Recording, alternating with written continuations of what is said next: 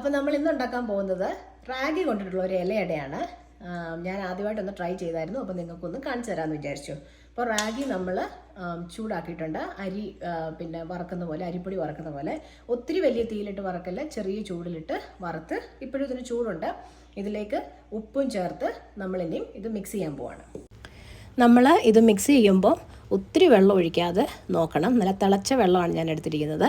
അപ്പോൾ നമ്മൾ കുറേശ്ശെ വെള്ളം എടുത്താണ് ഇതിന് യൂസ് ചെയ്യുന്നത്. കാരണം നല്ല ഫൈൻ പൊടി ആയതുകൊണ്ട് ചിലപ്പോൾ ഒത്തിരി വെള്ളം കൂടിപ്പോയി കഴിഞ്ഞ് കഴിഞ്ഞാൽ അതങ്ങ് വല്ലാതിരിക്കും, നമുക്ക് പരത്താൻ പ്രയാസമാണ്. അപ്പം ഞാൻ കുറച്ചായിട്ട് വെള്ളം ഒഴിച്ച് ഇത് നല്ലതുപോലെ മിക്സ് ചെയ്ത് വെക്കുകയാണ്. അപ്പം ഏകദേശം മിക്സ് ഇവിടെ ആയിട്ടുണ്ട്.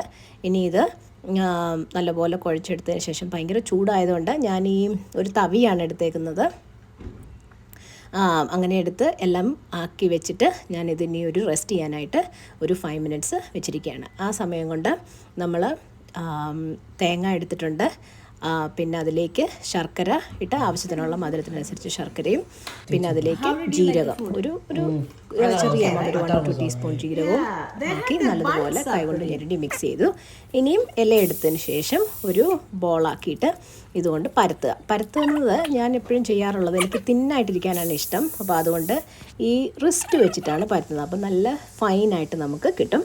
ഇനിയും ഒരു സ്റ്റീമർ ഞാൻ അടുപ്പത്ത് വെച്ച് വെള്ളം ചൂടാക്കിയിട്ടുണ്ട്. ഇനി ഇത് ആക്കി വെച്ചിരിക്കുന്ന അട അതിലേക്ക് വയ്ക്കുക. അതിനുശേഷം നമ്മളത് വേവിച്ചെടുക്കുക. ഇത് സാധാരണ അട വേവുന്ന അത്രയും സമയം ഉണ്ടാവുള്ളൂ. അപ്പം നമ്മളുടെ അട ഇവിടെ റെഡി ആയിട്ട് വന്നിട്ടുണ്ട്. നല്ല ടേസ്റ്റാണ് ഇതിങ്ങനെ കഴിക്കാൻ. പക്ഷേ എനിക്ക് ഇത് നല്ലതുപോലെ റോസ്റ്റ് ആയിട്ടിരിക്കുന്നതാണ് ഇഷ്ടം. അപ്പം ഞാൻ എന്ത് ചെയ്തെന്ന് വെച്ച് കഴിഞ്ഞാൽ, ഈ അടയെടുത്ത് ഒരു ഒരു തവയിലേക്ക് എടുത്ത് വെച്ചിട്ട് അതിൻ്റെ മണ്ടയ്ക്കോട്ടൊരു വെയിറ്റ് എടുത്ത് വെക്കും. സാധാരണ നമ്മളുടെ ഓട്ടട ഉണ്ടാക്കുമല്ലോ, അപ്പോൾ അങ്ങനെ ഞാനിത് എടുത്തിട്ട് അങ്ങനെ ഉണ്ടാക്കി. നല്ല ടേസ്റ്റാണ്, നല്ല കാരമലൈസ് ആയിട്ട് വന്നിട്ടുണ്ട്.